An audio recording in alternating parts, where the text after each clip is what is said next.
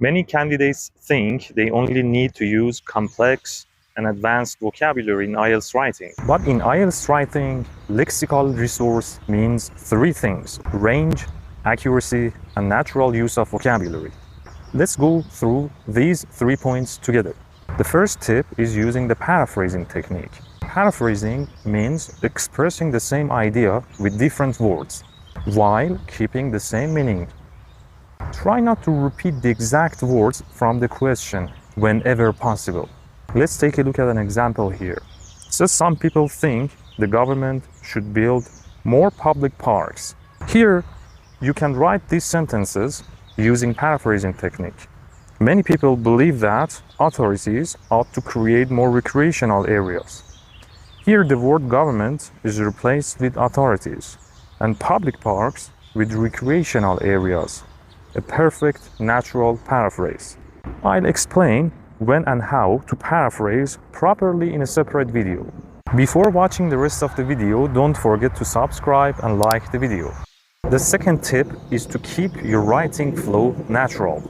Many students believe if they use complex vocabulary, they will get a higher score in IELTS writing.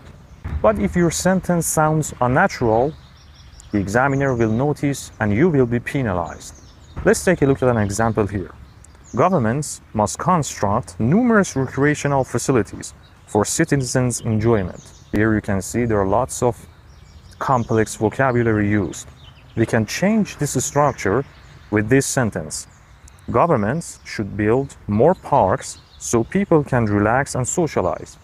The second sentence is simpler, but it is more natural and more accurate. Let's get to the third tip. Use a variety of vocabulary. Examiners check whether you repeat one word a lot or more than you are supposed to. So try to use synonyms, the words with the same meaning. For example, instead of saying the word important many times, you can use the word crucial, substantial, or vital. Or instead of people, you can say individuals, citizens, the public.